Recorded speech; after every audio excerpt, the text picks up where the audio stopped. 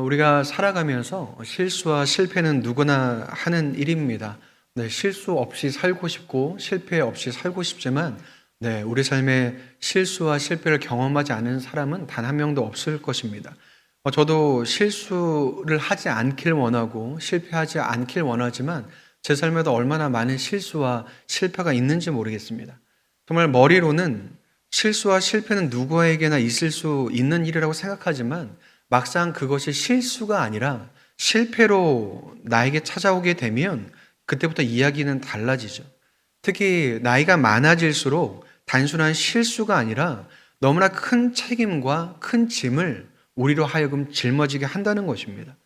세상은 실패가 성공의 어머니라고 말하지만 그것은 학생이나 사회 초년생들에게나 위로가 될 뿐이지 지금의 우리에게는 너무나 먼 이야기처럼 들릴 때가 많다는 것입니다. 실패의 크기가 클수록 그 자리는 더욱 힘들고 외롭다는 거죠. 누가 위로를 해줘도 마음에 닿지 않아서 오히려 부담스럽고 어렵게 느껴질 때가 많다는 것입니다. 그래서 다시 힘을 내자, 용기를 내보자, 스스로 다짐을 해봐도 때로는 그럴 힘조차 남아있지 않는 상황도 우리에게 찾아온다는 것입니다. 오늘 본문은 바로 그런 자리에 서 있던 베드로를 우리에게 소개해주고 있습니다.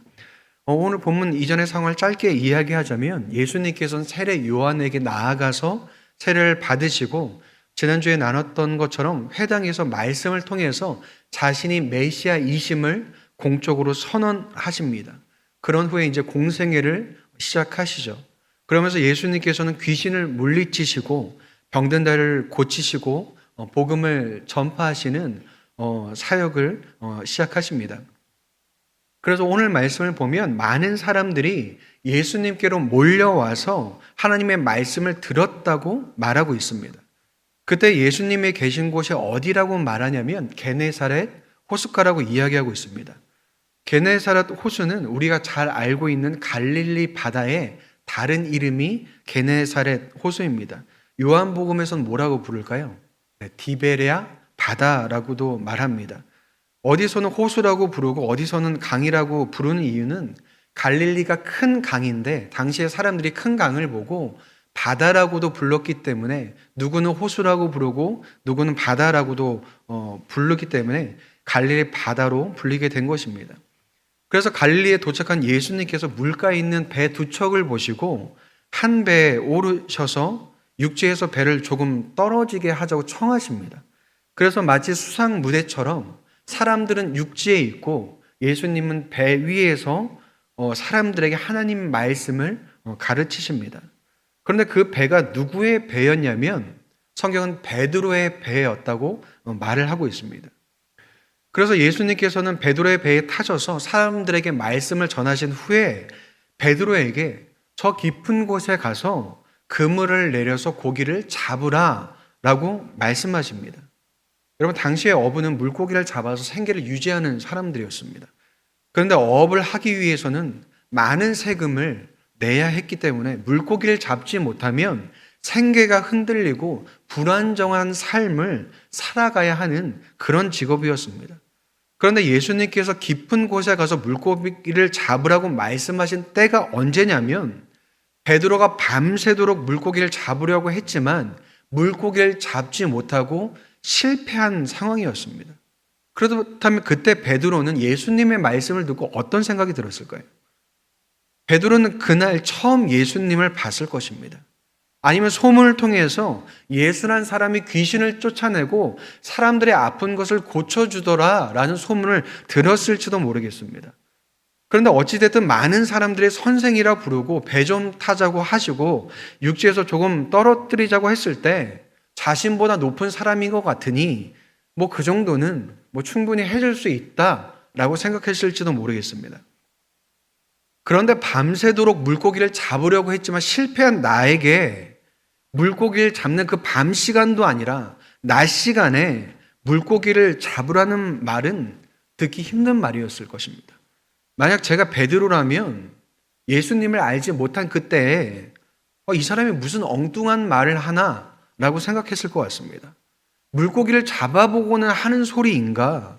지금 시간이 어느 때인데 밤도 아닌 낮에 그물을 내리라고 하나?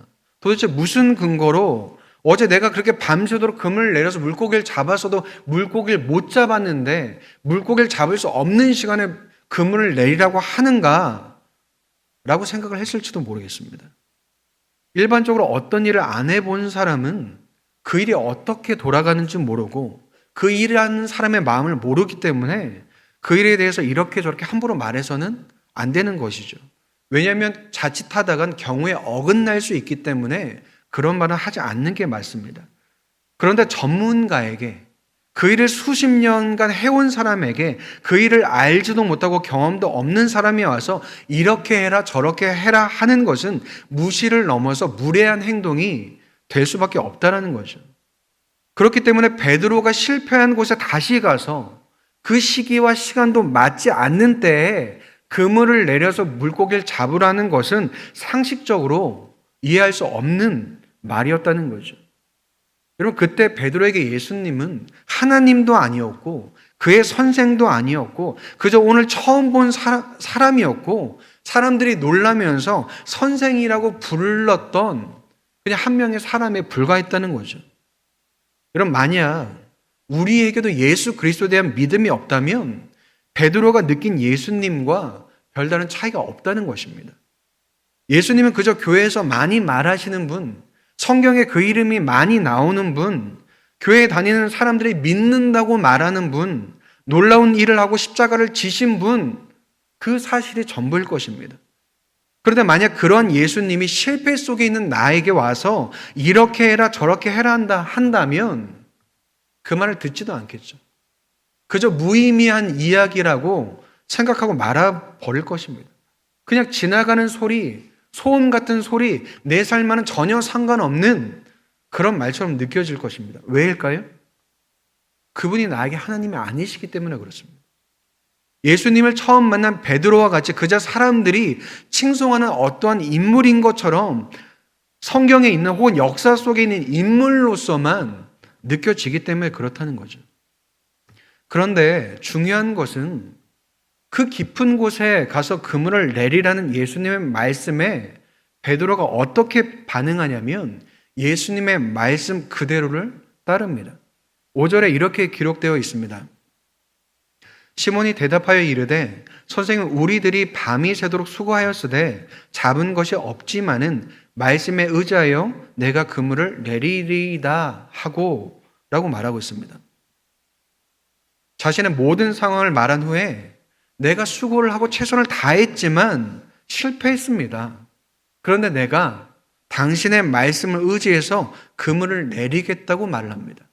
여기서 말씀을 의지하여 라는 표현은 당신 말씀의 기초에서 그 말씀 위에 기대서 내가 행동하겠습니다 라는 표현입니다. 당신의 말씀을 기반으로 행하겠다라는 거죠. 여러분, 이것은 무엇을 의미하냐면요, 나를 기준으로 삼는 것이 아니라 당신의 말씀을 기준으로 삼겠다는 이야기인 것입니다. 내 생각과 경험과 지식으로는 도저히 이해할 수도 없고 받아들일 수도 없지만 내가 그 말씀 따르겠다는 것입니다. 어디까지 따른다는 것일까요? 그 결과까지도 맡기고 따르겠다는 거죠.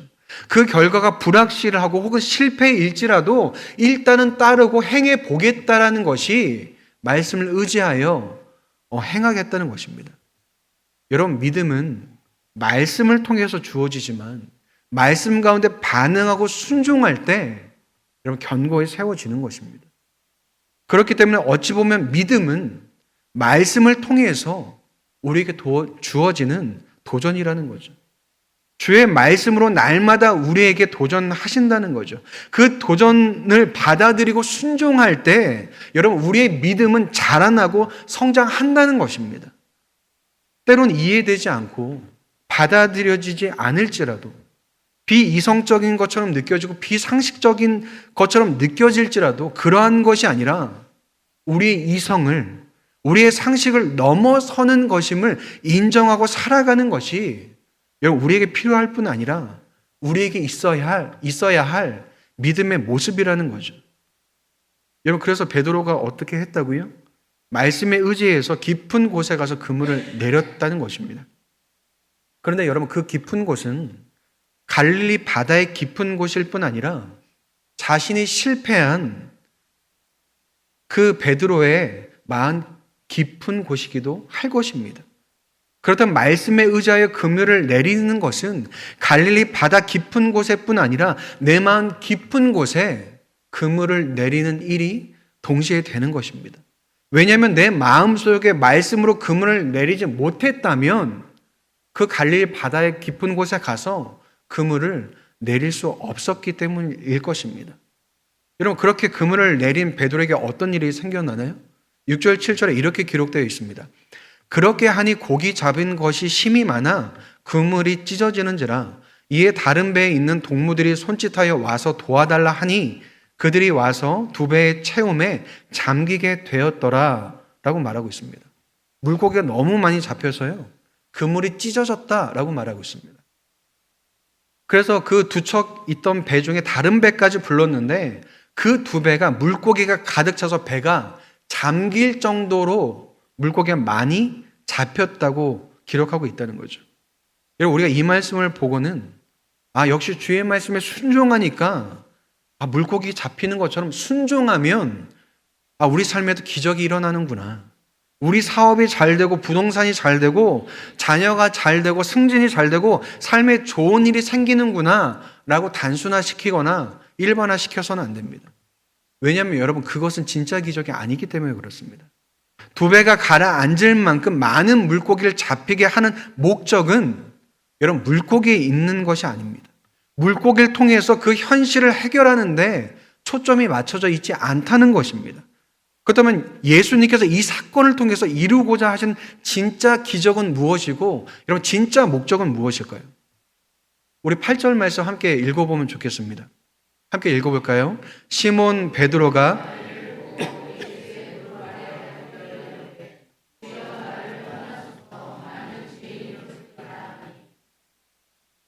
여러분, 베드로는 물고기가 그렇게 많이 잡힌 것을 보고 부자가 되었다고, 난 더 이상 돈 안 벌어도 된다고 기뻐하지 않았습니다.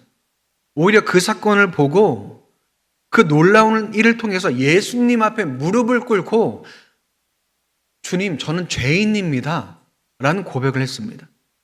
여러분, 이것이 진짜 기적이라는 거죠. 예수님께서는 이 고백을 원하셨다는 것입니다. 여러분, 나는 죄인이다라는 고백이 뭐가 그렇게 대단한 일일까요? 예수님 앞에 잘못했다고 빌라는 것일까요? 베드로가 잘못한 일도 크게 없고 예수님 말씀 잘 듣고 순종해서 금을 내려서 물고기 잡았을 뿐인데 왜 그는 예수님, 내가 죄인입니다 라고 고백을 하고 말해야 됐을까요? 여러분, 그가 죄인이라고 말한 이유는 자신 앞에 계신 분이 누구인지를 명확히 알았기 때문에 그렇습니다. 바꾸어 말하면 베드로는 자신이 죄인됨보다 내 앞에 서 계신 예수 그리스도가 하나님이시라는 것을 여러분 깨달았다는 거죠. 여러분, 구약에서도 하나님 앞에 선 사람들은 자신의 한계와 자격 없음과 죄와 연약함을 느끼고 한없는 겸손 가운데 서 있었습니다. 그 표현이 바로 나는 죄인입니다 라는 표현입니다. 예수님의 거룩하심 앞에 섰을 때 자신은 한낱 죄인이며 함께할 수도 없고 바라볼 수 없는 존귀한 분이심을 경험하게 됐다는 거죠. 그렇기 때문에 베드로는 자신이 연약한 죄인인 줄을 알고 주님, 나를 떠나소서라고 고백한 것입니다. 그런데 5장 후반부를 보면 예수님께서 세리와 함께 식사하는 것을 보고 바리새인과 서기관들이 비판할 때 예수님께서 뭐라고 한 말씀을 하시냐면 32절에 이렇게 기록되어 있습니다. 내가 의인을 부르러 온 것이 아니요 죄인을 불러 회개시키러 왔노라 라고 말하고 있습니다. 그렇다면 여러분, 예수님께서 베푸신 진짜 기적이 무엇일까요? 하나님이신 예수님께서 베드로를 부르러 그 자리에 오셨다는 것입니다. 물에 이끌려서 혹은 갈릴리 바다에 가기 위해서 오신 것이 아니라 갈릴리 바다에서 밤새 수고했지만 물고기를 잡지 못하고 아침에 그물을 씻고 있는 베드로를 부르러 오셔서 그의 배를 타고 그의 배에서 말씀을 전하시고 그의 그물을 내리라고 말씀하신 것입니다. 여러분, 그곳이 어떤 자리인가요? 실패와 한계의 자리, 내 힘으로는 아무것도 할 수 없는 자리, 낙심과 절망과 한숨이 가득한 자리로 예수님께서 찾아오셨다는 것입니다. 여러분, 누구를 위해서요? 바로 그 실패와 한계 속에 갇힌 베드로를 위해서, 그의 모든 것이 되어주기 위해서 여러분 그곳으로 오셨다는 거죠. 그다음에 여러분, 예수님은 오늘 말씀을 통해서도 나에게 찾아오시고 내 인생 가운데 찾아오시는 분이십니다. 실패와 한계와 아픔과 눈물로 가득 찬 자리에서 나를 건져내시고 일으켜 세우시기 위해서, 나의 주님이 되시기 위해서 나를 찾아오신 분이 바로 예수 그리스도라는 거죠. 그리고 우리에게도 뭐라고 말씀하실까요? 그물을 내리라고 말씀하고 계신 것입니다. 내 생각과 내 한계와 내 실패를 넘어 믿음의 그물을 나와 내 삶 가운데 내리라고 말씀하신다는 거죠. 그래서 우리에게 깨닫게 하시는 것이 무엇일까요? 내가 바로 너의 하나님인 줄, 네가 바로 나의 자녀인 줄을 알게 하신다는 것입니다. 결코 우리를 모든 실패와 상처와 고통 속에 두지 않으시고 거기서 나를 건져내기 위해 오신 예수님을 볼 수 있도록, 그 말씀을 들을 수 있도록, 그 주님과 함께 할 수 있도록 하신다는 것입니다. 그렇다면 여러분, 말씀으로 내민 주의 손을 붙잡고 그 품에 안기어서 살아가는 삶이 여러분 되어야 한다는 거죠. 여러분, 우리의 믿음이 향해야 할 곳은 넘치도록 잡은 물고기가 아니라 베드로를 찾아서 갈릴리까지 찾아오셔서 그의 배에 오르신 것처럼 내 삶에 찾아오신 예수 그리스도를 우리가 바라보아야 한다는 거죠. 그런데 보통 우리의 시선은 어디에 가 있나요? 주님이 아니라 물고기에 가 있죠. 주님, 오늘 물고기를 못 잡으면 우리의 월세는 어떻게 하고, 자녀들의 학비와 학원비는 어떻게 하고, 자동차 할부는 어떻게 합니까? 주님을 믿는 것도 좋지만 물고기를 주셔야 우리가 먹고 살아갈 것 아닙니까? 혹은 특별한 물고기를 주셔서 내 상황이 기적처럼 바뀌고 문제가 해결되고 어려움이 사라져야 예수 믿는 것도 좀 행복하고 즐거울 것 아닙니까? 라고 말하고 있는 것이 아닌지도 모르겠습니다. 그래서 예수님이 물론 좋지만, 예수님이 우선이지만 정작 내가 찾는 것은 예수님이 아니라 물고기인 줄도 모르겠습니다. 물론 여러분, 우리 삶에 필요한 것과 채워져야 할 것들은 분명히 있고 때로는 없어서도 안 될 만큼 너무나 중요한 것들도 많습니다. 그런데 여러분, 그보다 더 중요한 것은 나를 찾아오신 예수 그리스도가 우리 삶의 고단함과 무거움에 묻혀서 밀려나서는 안 된다는 것이죠. 그다음에 여러분, 예수 잘 믿으면 우리 생계는 어떻게 할까요? 우리 삶은 어떻게 해야 될까요? 예수만 믿으면 모든 게 다 해결되고 아무런 문제가 없는가라는 질문이 우리 안에 남습니다. 이전 말로 말하면 교회 다니면 떡이 나오냐 밥이 나오냐라는 것과 똑같은 말입니다. 나는 죄인이라는 베드로의 고백을 들은 예수님께서 뭐라고 말씀하시냐면, 무서워하지 말라. 이제 후로는 네가 사람을 취하리라 라고 말씀하십니다. 이제는 물고기를 취하는 사람이 아니라 사람을 취하는 사람이 될 것이라고 말씀하시죠. 이게 무슨 말일까요? 새로운 삶이 시작되었다는 것을 말씀해 주신 것입니다. 이제는 더 이상 이 세상이 아니라, 더 이상 내가 아니라 하나님을 위해 살아가며 하나님 나라를 살아가는 그 삶이 시작되었음을 말씀해 주신다는 거죠. 그래서 예수님께서는 베드로를 무엇 삼으시나요? 제자로 삼으시죠. 하나님의 나라를 열어가는 그 시작에 함께하게 하신다는 거죠. 그리고 그때 베드로를 부르신 자리에 누가 또 있었냐면 야고보와 요한도 있었다고 성경 기록하고 있습니다. 그래서 베드로와 야고보와 요한의 반응이 무엇인가요? 우리 11절 말씀 한 번 더 함께 읽어보면 좋겠습니다. 시작. 그들이 베드로를 육지에 대고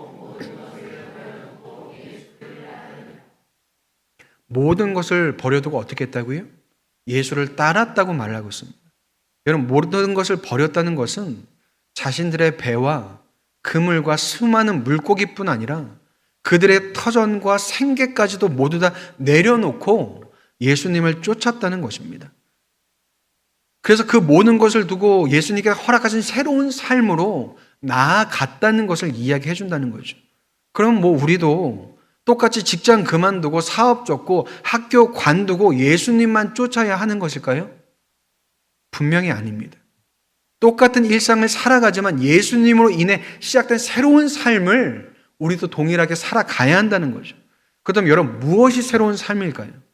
예수님과 함께하는 삶, 예수 그리스도의 말씀을 따르는 삶, 이 세상이 아닌 하나님의 나라를 살아가는 삶으로 초대하시는 그 부름 가운데 그 부르심을 받아들이고 함께 살아가야 한다는 것입니다.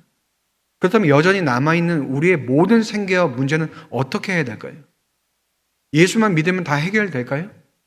해결되지 않습니다. 우리는 예수를 믿음에도 불구하고 우리에게 주어진 삶을 고스란히 살아가야 됩니다. 왜일까요? 여러분, 그 이유는 예수님께서 내 삶을 대신해서는 살아주지 않으시기 때문에 그렇습니다. 그렇기 때문에 나를 대신해서 돈을 버시고, 나를 대신해서 일을 하시고, 나를 대신해서 일상을 살아주진 않으신다는 거죠. 그런데 중요한 게 무엇일까요? 그렇지만 내가 일을 하고 돈을 보고 살아가는 그 모든 순간에 예수님께서 우리의 힘이 되어주시고 능력이 되어주시고 평안과 위로로서 함께 해주신다는 것입니다. 그리고 생계에 대한 모든 것을 내 몫으로만 밀어두시는 것이 아니라 우리의 필요와 우리의 쓸 것을 아시고 채워내신다는 거죠. 왜 그럴까요? 나를 찾아오신 예수님께서는 나보다 나를 사랑하시고 나보다 내 삶을 소중하게 여기시는 분이시기 때문에 그렇습니다. 그렇기 때문에 그러한 삶은 세상 사람과 똑같아 보일지라도 완전히 다른 삶을 우리로 하여금 살아가게 한다는 거죠. 여러분, 똑같은 일을 하고 똑같은 공부를 해도요, 누구는 마지못해서 하고요, 누구는 자기를 위해서 하고요, 누군가는 하나님을 위해서 합니다. 겉으로 보기에는 아무런 차이가 없지만 그 의미와 내용은 완전히 다르다는 거죠. 기간이 짧을수록 그것이 드러나지 않을 수도 있지만 여러분, 예수님께서 우리에게 담아주신 그 의미와 내용은 우리 삶 속에 스며들고 우리의 인생과 목적에 결국 드러날 수밖에 없게 하신다는 거죠. 그렇다면 예수님께서 나를 찾아오시고 내 인생의 배 가운데 오르신 것이라면 우리는 주님의 말씀에 믿음의 반응과 순종이 있어야 한다는 것입니다. 여러분, 만약 우리에게 믿음의 반응과 순종이 없다면 예수님께서 나와 함께 하심에도 불구하고 여전히 나는 나대로 예수님은 예수님대로 살아가는 것과 다를 바가 없는 삶입니다. 그렇게 되면 예수님께서 주신 그 의미와 내용이 깊어지지 못하고 예수는 믿는다고 하면서 세상 사람들과 아무런 차이 없는 모습으로 살아가게 되는 것이라는 거죠. 물론 겉으로는 동일합니다. 그런데 아무런 의미와 내용을 담아내지 못한다면 예수를 믿는 것이 얼마나 크고 깊은 것인지를 경험하지 못하고 누리지 못한다는 것입니다. 그렇다면 여러분, 우리는 어떻게 해야 될까요? 예수님께서 나에게 어떤 그물을 내리라고 하시는지, 어디에 그물을 내리라고 하시는지를 찾고 발견해야 하는 것입니다. 우리 삶이 다양하고 우리의 믿음의 모습도 다양하기 때문에 주님께서는 우리 각자에게 요구하시는 순종의 내용이 다를 것입니다. 그러나 분명한 것은 우리에게 주시는 말씀 가운데 우리 각자는 순종해야 한다는 것입니다. 이해되지 않아서, 받아들여지지 않아서, 혹은 나와 상관없는 이야기 같이 느껴져서 우리에게 주신 수많은 말씀들이 나를 지나쳐 흘러가도록 하는 것이 아니라 내가 그 말씀을 다 살아낼 수 없을지라도 내게 주신 말씀을 붙잡고 그 말씀이 내 그물이 되어서 그 그물을 내리는 행함과 순종이 우리에게 있어야 한다는 거죠. 여러분, 이것은 예수 그리스도를 처음 만났건 이미 만났건 그 모두와 상관없이 우리에게 있어야 하는 모습이라는 거죠. 이미 만났으니 안 해도 되는 것이 아니라 혹은 처음 만났으니 나중에 해야 되는 것이 아니라 예수 그리스도를 만나기 위해 필요한 것이고 이미 만났기 때문에 그러한 삶이 우리에게 나타나야 한다는 거죠. 여러분, 그 반응과 순종이 때로는 엉뚱한 곳에 그물을 내리고 엉뚱한 그물을 내릴지도 모르겠습니다. 그런데 중요한 것은 우리가 그렇게 그물을 내리고 그 믿음으로 행하는 그것을 주님께서는 분명히 사용하실 것이라는 것입니다. 그래서 실패와 한계 속에 있는 나를 의지하는 것이 아니라 주님을 의지하고 주의 말씀을 의지하고 순종하는 우리에게 하나님의 나라를 보이시고 놀라운 능력을 나타내실 것이라는 거죠. 여러분, 그 능력이 무엇일까요? 물고기보다 크고 세상보다 크신 예수 그리스도만으로 내 삶이 충분하다는 것을 바로 보여주실 것이라는 것입니다. 쓰러지고 무너진 나의 삶을 일으켜 세우시는 주님의 놀라운 능력을 그 가운데 경험하게 될 것이라는 거죠. 그렇다면 여러분, 우리 삶의 가장 큰 진짜 기적은 무엇일까요? 바로 예수 그리스도이신 것입니다. 그렇다면 순종을 통해서 내 삶에 찾아오셔서 새롭게 변화시키는 주님을 경험하는 저와 여러분이 되기를 주님의 이름으로 축원드립니다.